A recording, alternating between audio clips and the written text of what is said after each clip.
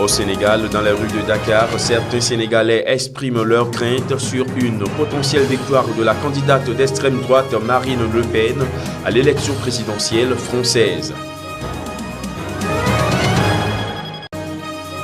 Au Gabon, le gouvernement a décidé d'interdire les activités d'une confédération syndicale d'enseignants en grève depuis des mois, ceci à 10 jours d'un dialogue politique voulu par le président Ali Bongo.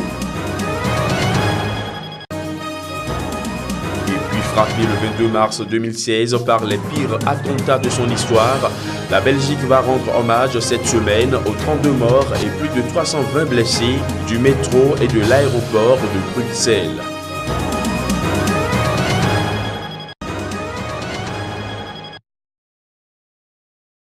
Rôle et responsabilité des acteurs du secteur privé dans la prévention et la lutte contre le terrorisme. C'est sous ces thèmes que les participants à cet atelier régional organisé par l'UOAD, l'Union africaine des ONG de développement, vont réfléchir à Ouagadougou. Objectif, selon la coordinatrice pays de l'UOAD Burkina, Martine Yabré, lutter contre le radicalisme et la montée de l'extrémisme violent en Afrique. Nous pensons également que nous avons suffisamment critiqué, interpellé et qu'il faille prendre des initiatives pour renforcer soit les acquis ou proposer des mécanismes de nouvelles contributions qui puissent vraiment aider à juguler un tant soit peu la question sécuritaire. Du 15 au 17 mars, à travers échanges et travaux de groupe, ces experts de l'Union africaine des ONG de développement veulent apporter leur soutien aux autorités africaines dans la lutte contre le phénomène du terrorisme. Tant il est vrai que pour venir à bout de l'extrémisme, de la radicalisation, de la violence, du terrorisme, il faut le concours de toutes les forces de la société. Chacun où qu'il se trouve, c'est une lutte asymétrique. Parce que la lutte contre le terrorisme est une affaire de tous, l'UOAD veut jouer sa partition et selon le ministre burkinabé de la fonction publique Clément Ouagadougou, c'est à travers la création de richesses et des emplois que le secteur privé et les ONG de développement vont permettre aux États africains de lutter efficacement contre le terrorisme à la racine en mettant les jeunes au travail et par ainsi dire les soustraire de l'influence négative de l'extrémisme violent.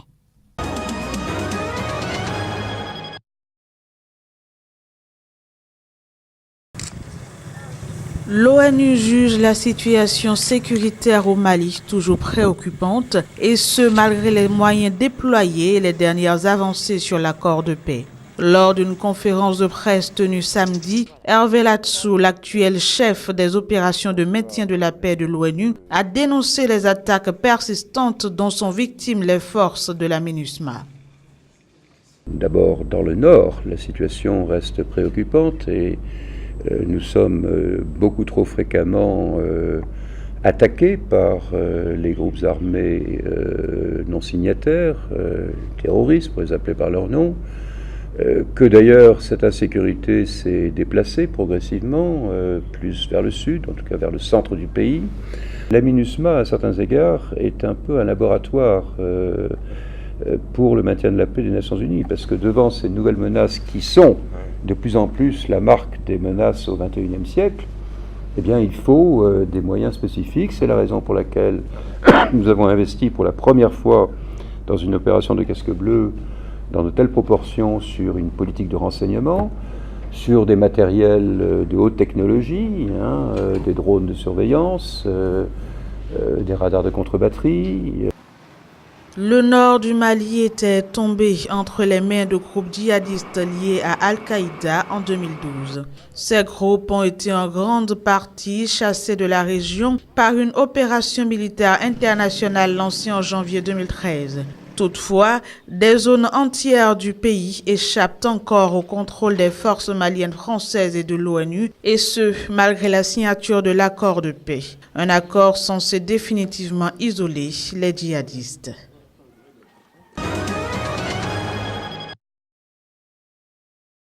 Les ennemis des enseignants, les ennemis des enseignants, les voleurs de l'État, les voleurs du peuple, la lutte continue. Le Ben Sinaseb 1 constate qu'en agissant ainsi, le gouvernement de la 7e République vient de dépasser les bornes à nous attribuer. 2. Dénonce la manière peu orthodoxe par laquelle le camarade SGA1 a été interpellé et gardé à vue par la police sans visite. Condamne avec la dernière énergie l'attitude batanguère, la haine viscérale, le mépris vis-à-vis des enseignants du Niger et leur organisation par les autorités de la 7e République. Exige la libération immédiate et sans condition du camarade Saïn Harouna, premier secrétaire général adjoint du Bureau exécutif national du SINASEB. 5. Lance le mot d'ordre d'alerte maximale au sein de toutes les structures régionales, départementales et communales, ainsi que les instances de la structure. 6. Réaffirme avec force sa ferme détermination à poursuivre la lutte pour la restauration de la dignité de l'enseignant, le respect de la liberté syndicale et des accords qui le lient au gouvernement. 7. Demande à toutes les enseignantes et tous les enseignants de rester sereins et mobilisés autour du cadre en attendant les tout prochains mots d'ordre, car rien ne résiste au temps. 8. Appelle tous les citoyens soucieux du devenir de l'école publique à une mobilisation générale pour sauver l'école et les lois de la République. La lutte continue. La lutte continue.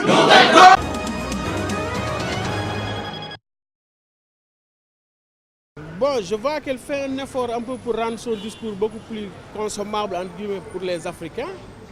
Mais n'empêche qu'on a des craintes quand même par rapport à ce qu'elle dit sur l'immigration. Il y a des craintes. Quand on voit ce qui se passe aux États-Unis, par exemple, là, avec l'élection de Donald Trump, on a des Sénégalais qui sont en train d'être rapatriés là. Ah ouais, ça a commencé. Donc là aussi, on est inquiet pour nos compatriotes qui sont en France, qui sont les sans-papiers, qui ne sont pas en règle avec la législation française. Bon, si quelque part, si Marine Le Pen passe, est-ce qu'il n'y aura pas l'effet de rapatriement des Sénégalais qui ne sont pas en règle? C'est une crainte. J'aimerais aller étudier en France et si Marine Le Pen gagne, ça va pas trop me faciliter la tâche, quoi. Je pense pas.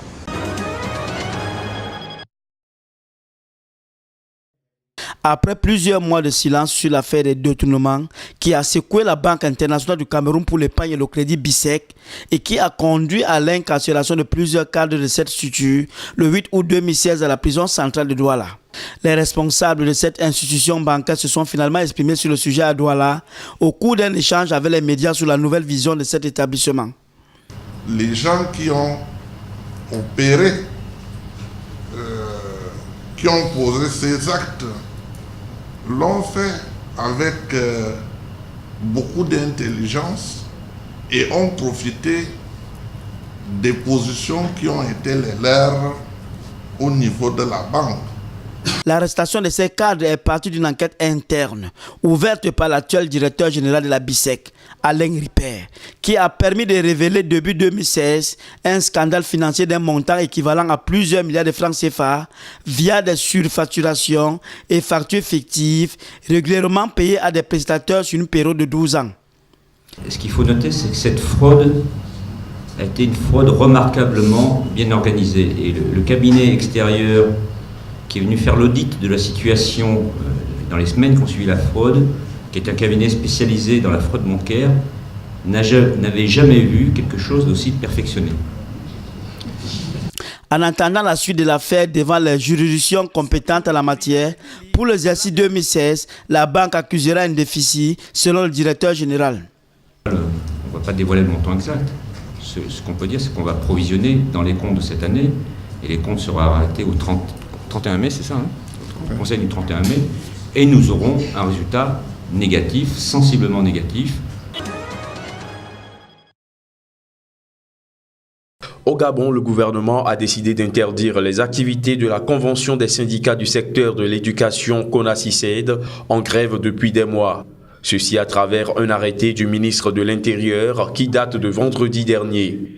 À travers son arrêté, le gouvernement accuse la Confédération syndicale de plusieurs actions de troubles à l'ordre public, d'entrave à la liberté de travail, de violence et de voies de fait. Les organisations syndicales qui ne se reconnaissent pas dans ces accusations ont condamné cet arrêté avec la plus grande fermeté lors d'une conférence de presse samedi. Ils qualifient cette décision d'inique et d'arbitraire. Des piquets de grève doivent s'organiser et se poursuivre dans tous les établissements du pays pour protester contre cette décision unique et arbitraire qui met en péril tous les acquis obtenus jusqu'à ce jour. Les syndicats que nous sommes, nous ne comprenons pas l'attitude du gouvernement. Hier, il nous disait que les négociations vont s'ouvrir. Aujourd'hui, c'est la dissolution des syndicats. C'est 80% des enseignants qui sont en grève. Et cette grève-là est suivie. Et c'est pourquoi les autorités, ne voulant pas négocier, pour des raisons qui sont les leurs, préfèrent dissoudre la CONACYCED, peut-être espérer un jour que les enseignants auront peur. Confédération de 7 syndicats d'enseignants, la CONACYCED est en grève depuis la rentrée scolaire qui a débuté avec un mois de retard le 31 octobre 2016. Elle dénonce des classes surchargées, exige le paiement des primes et la démission de l'actuel ministre de l'Éducation. Notons que cette interdiction intervient à 10 jours d'un dialogue politique voulu par le président Ali Bongo après sa dernière réélection contestée.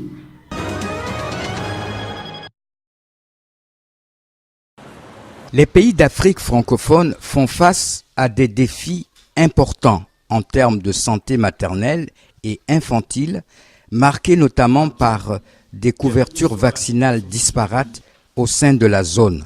L'Organisation d'Afrique francophone pour le renforcement des systèmes de santé et de la vaccination est une réponse pour améliorer l'accès aux soins en Afrique francophone. Aujourd'hui, tous les partenaires ne veulent plus intervenir directement dans des organisations, dans des organisations individuelles, mais veulent travailler avec une dynamique de personnes ou d'organisations qui ont la même vision et qui veulent aller loin. Et comme on le dit, l'union fait toujours la force. C'est dans l'union que nous pourrons vraiment relever les défis de la vaccination. Et le constat dans tous les pays comme la RCA, c'est que la couverture vaccinale est très faible. Donc c'est aider la société civile à s'enraciner encore, à avoir un ancrage et à pouvoir mobiliser fortement les populations à ce qu'elles viennent se faire vacciner. En mettant en place Povresca, les autorités centrafricaines visent à fédérer, dans le cadre de cette plateforme, une communauté d'acteurs de la société civile pour un plaidoyer coordonné sur l'accès aux soins. D'abord, adopter les textes juridiques de notre association, notre plateforme, et en même temps, nous mettrons en place un bureau. Les organisations de la société civile remplissent des fonctions spécifiques qui peuvent contribuer à relever les défis en matière de santé. Elles sont souvent l'unique prestataire de soins dans les régions mal desservies et dans les États fragiles.